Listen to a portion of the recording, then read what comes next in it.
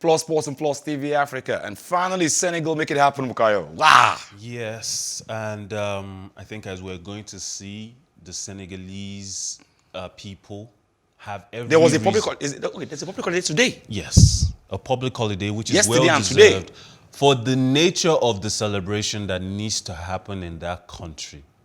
It's worth it. It's worth more than a week of celebration. It's worth more than But somebody was saying on BBC yesterday and saying it's just football. It's just but football. she was female. Yeah. And she was like, it's just football. And I don't think, I was going to send a message on the message table to say, do you know how some men take football? She has no idea. People who say it's just football, and if it's a woman, and I don't want to sound disparaging. No, please don't, please don't. No, the thing I want to say is that whatever it is that you find that brings you joy, whether it's Kim Kardashian releasing a new fragrance, whether it's shopping, whether it's sports for some women who do love sports, whether it's something in arts or science, it's worthy of taking time off to celebrate. Do you realize, Mukail, on a lighter note, this is just a joke, but it's true. My children tell my wife when Man U loses not to bother warming the food.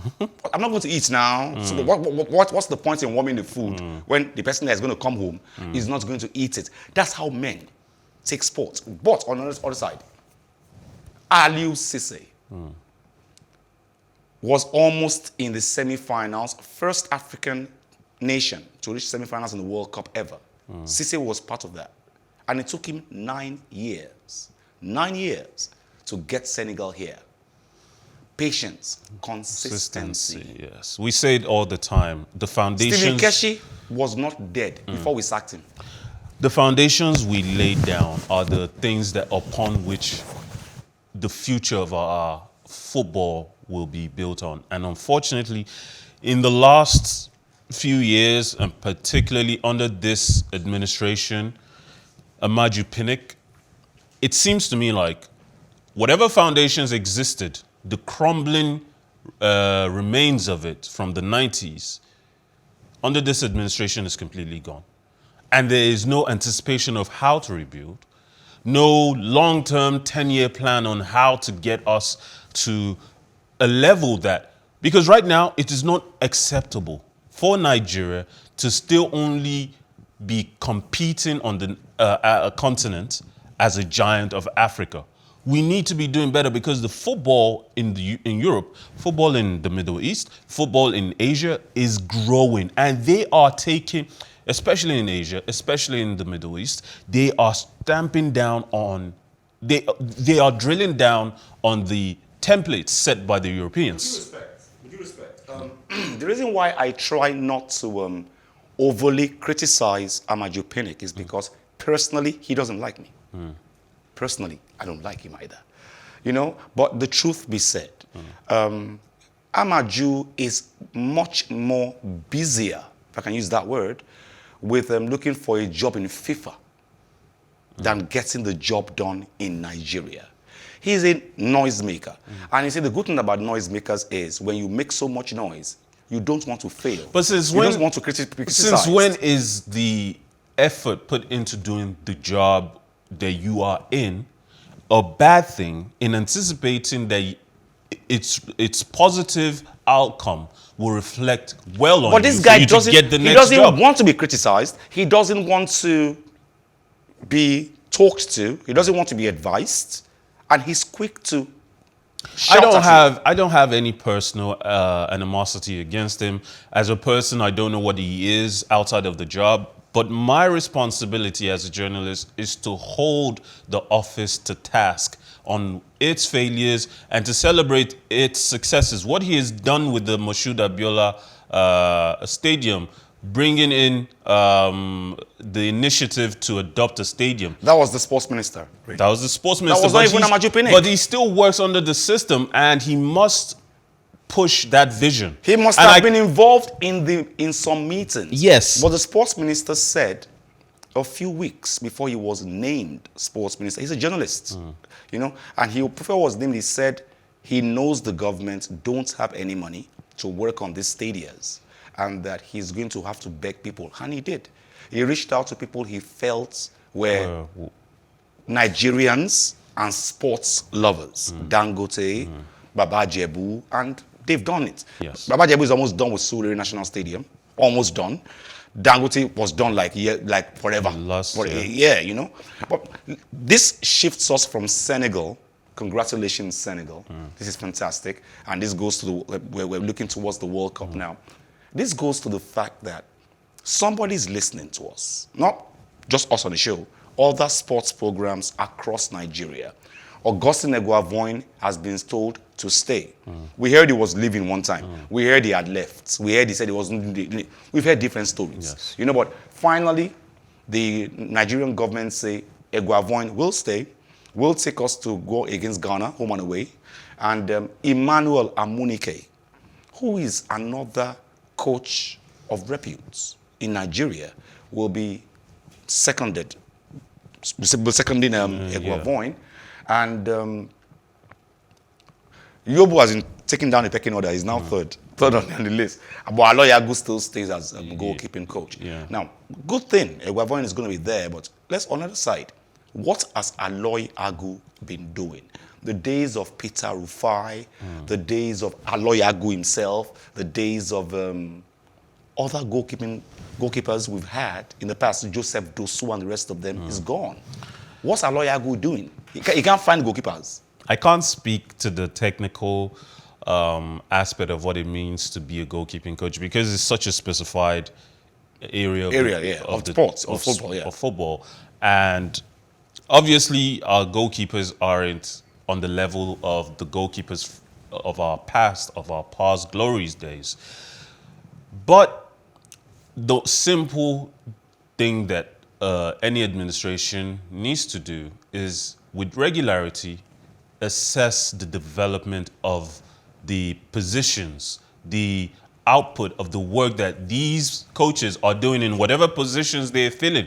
Whether you're a first-team coach, an under-21 coach, a Super Falcons coach, whether you're a goalkeeping coach, if the area of the pitch you are specializing in isn't doing very well, you need to be moved on, and competition is the essence, is the absolute essence of positive outcome. Let's analyze Augustine Eguavoen now. He said he was going to bring back the glory days where the Super Eagles would play from the wings, and he shut down a department, the midfield. Gernot Rohr is Franco-German, and they believe in working from the midfield. Even the DMN shaft, the German machines, believe in working from the midfield. But Nigerians don't play that kind of football. We play like Brazilians. So he put Chukwueze back on the wings. He put Moses Simon on the wings. Simon never got a chance under Gernot Rohr. Never did. But he brought him in, put him on the wings, and we saw how well he did. Against Tunisia, these things will happen. But obviously, he's brought back our playing style. I appreciate philosophy of play as much as any football lover, knowing something that you can fall back to. But one of the worst criticisms of Arsene Wenger for years and years and years was that he had no plan B.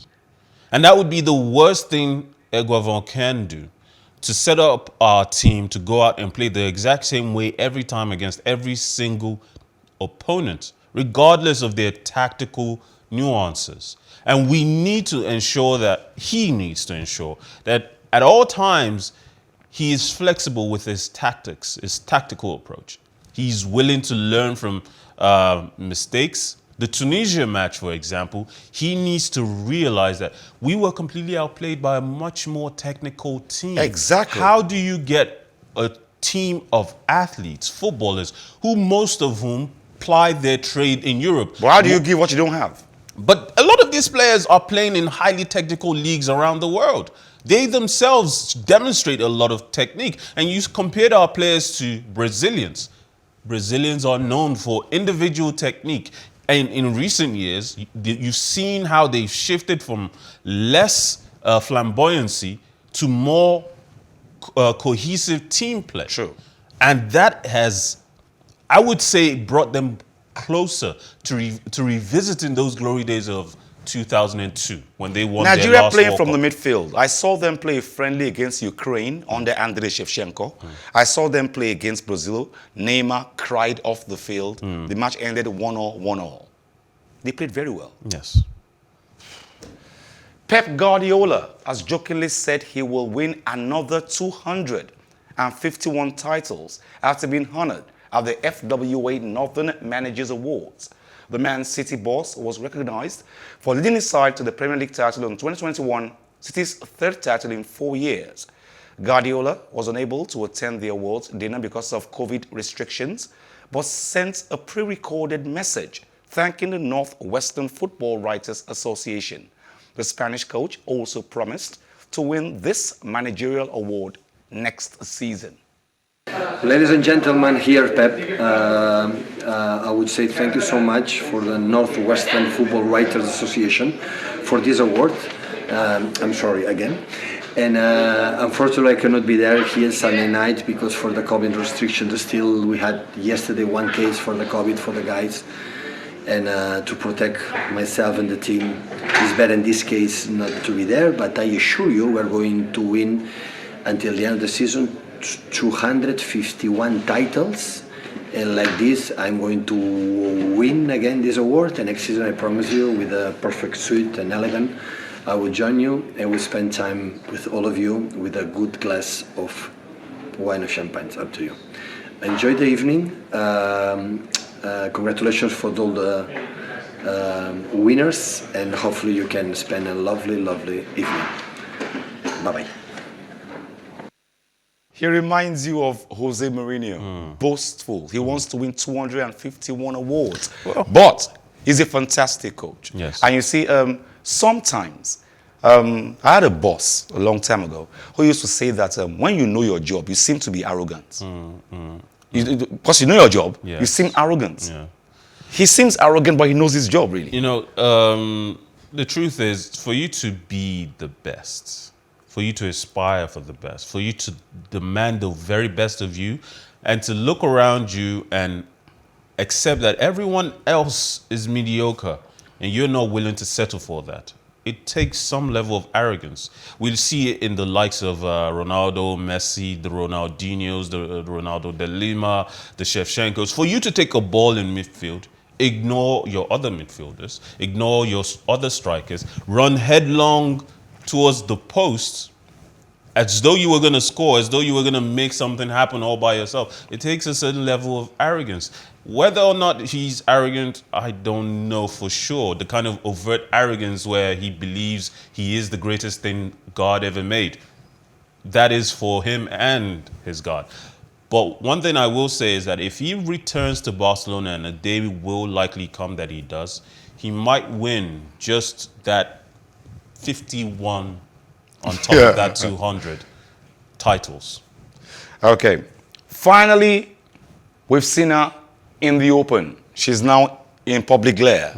And it's good news for us. Chinese tennis star Peng Shuai was on hand to watch China's Eileen Gu win gold in the big air competition in Beijing on Tuesday. Peng could be seen in the stands wearing a black net hat with the Olympic rings on them and a black coat with the Chinese bag. The well-being of Peng, a three-time Olympian, became a matter of global concern when she appeared to allege on social media in November that a former Chinese vice premier, Zhang Gaoli, had sexually assaulted her in the past. In an interview this week with French newspaper L'Equipe at the hotel inside the Olympic bubble in Beijing, Peng denied she had made such allegations. Peng was seen in public glare. She looks good. She looks like she's not under any pressure, but we know looks can deceive. Yes, and there's makeup to cover and conceal Yeah. a lot of bruises. I don't know what more we can say about this story other than continue to hope that it resolves itself in a manner that we can all rest easy that she is safe. And out of the grasp of anyone who might be forcing her, putting any pressure. I think coming here, this public events, being here, is a political statement. It It's is more politics than... It is absolutely a political statement. I mean, look at this, for example. We're not talking about any other retired athlete being at any other Chinese retired athlete being at these games to watch on behalf of the party. It's like the politicians in China are trying to show she's safe. Yes. And when you try so hard to show something, it tells a lot of people you're hiding something else. It's like a magic trick. Look here, because the real thing they don't want you to see, is happening over here. Thank you very much, Bukayo. Always. Thank you very much, Lawal. He manned the cameras. Thank you very much, Onoja. Omotola always has my back. Belema, thank you very much. Femi is in the powerhouse downstairs. Thank you very much, Femi. K, thank you very much. My name is Wally Scott. Like I always advise you at the end of every show, if not for anything, at least for your hearts, do some sports.